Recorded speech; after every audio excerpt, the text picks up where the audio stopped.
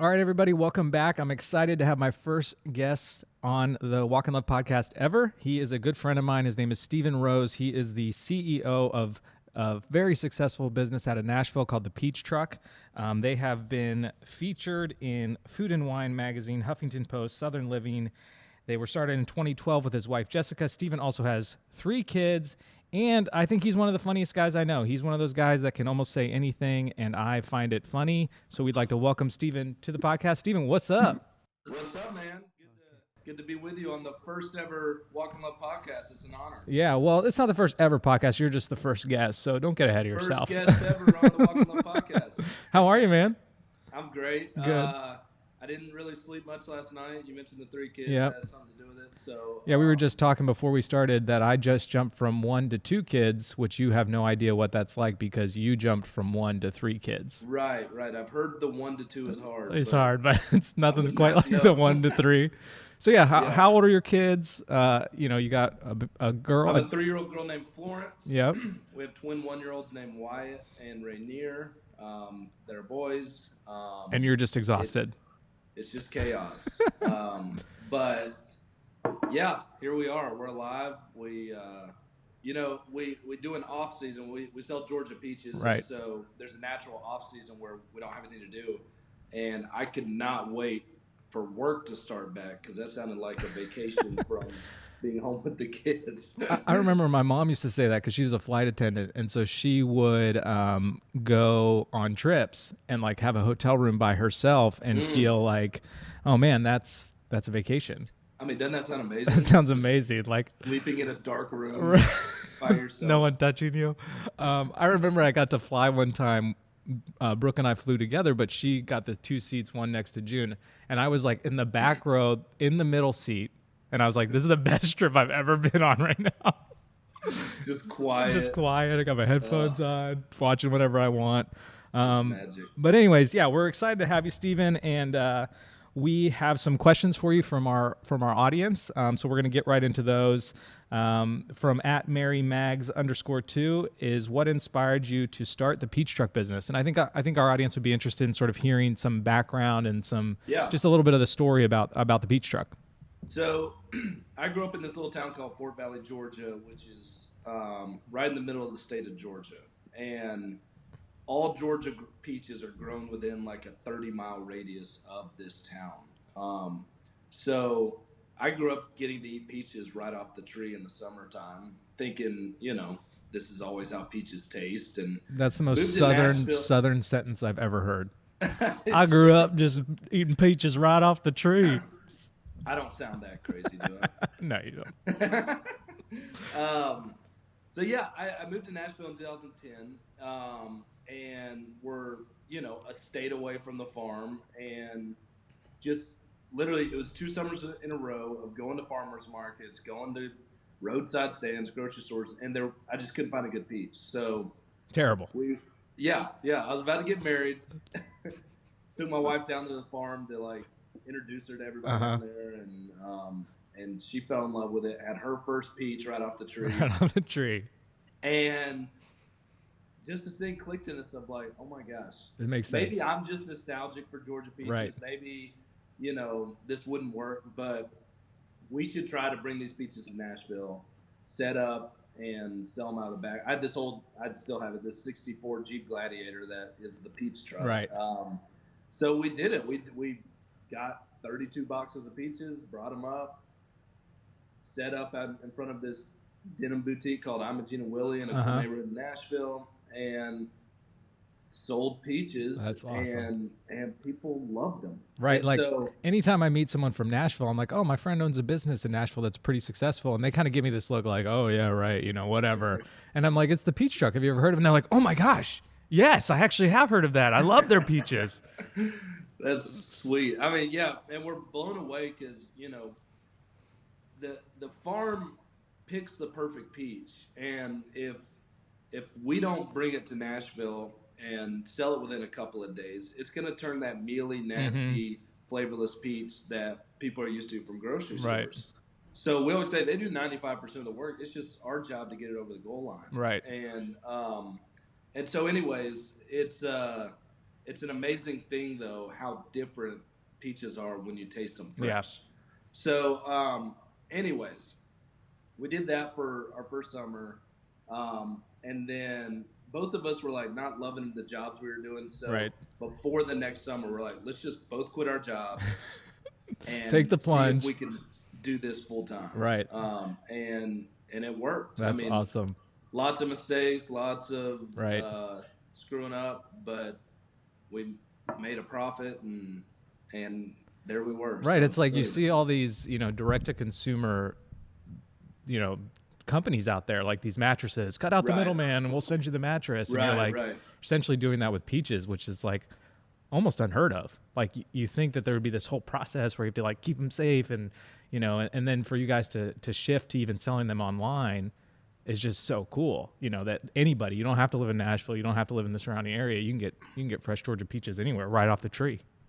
Yeah, it's awesome. kind of magical. I mean, yeah, growing up, only us in Fort Valley could taste what the peaches should Right. taste like. And then to take that, now no matter where you are in the country, you can get fresh Georgia peaches I right know. off the tree. I am a annual consumer, and I just like every time I get one, I'm just like, this is just better.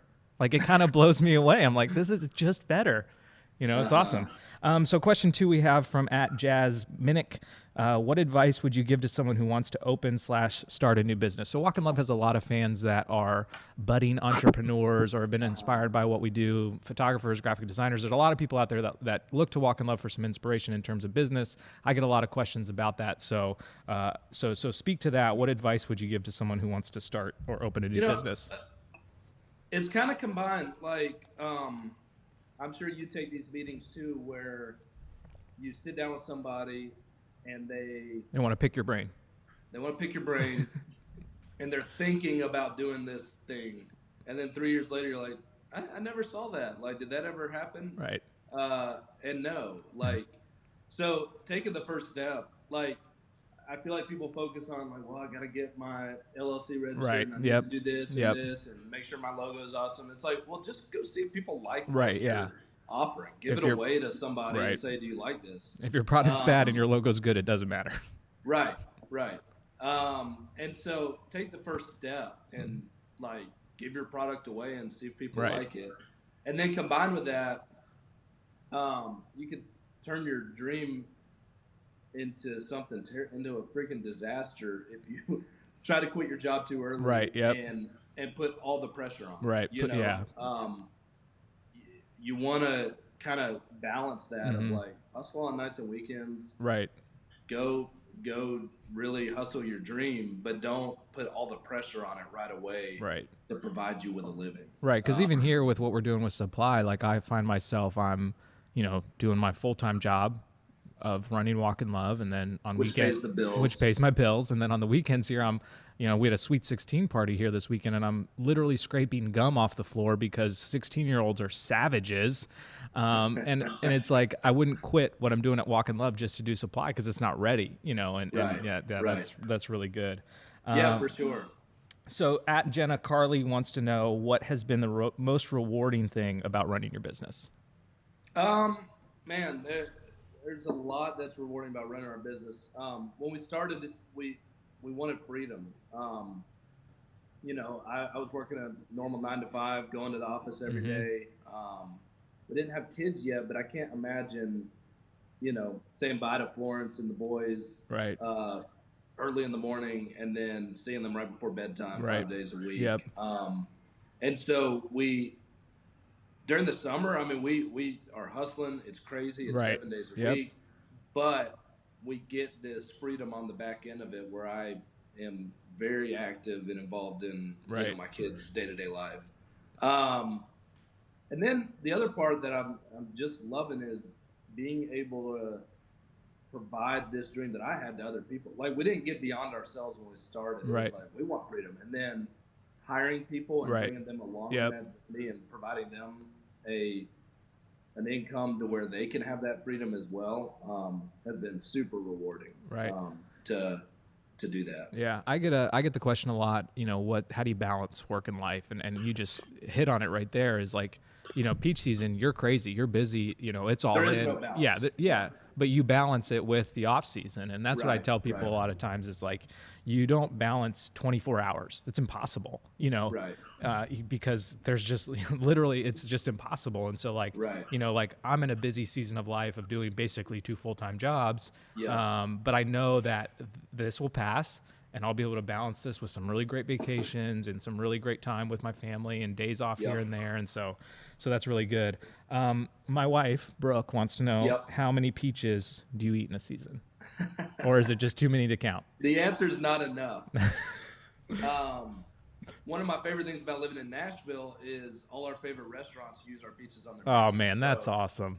I know it's the best. So So going if someone's in, coming to Nashville, where are the 3 places or 2 places you're telling them to go? City House that was our very first person to ever buy peaches from us for their menu. That's awesome. And Tandy Wilson just won 2 years ago Best Chef Southeast. Oh yeah, no big deal.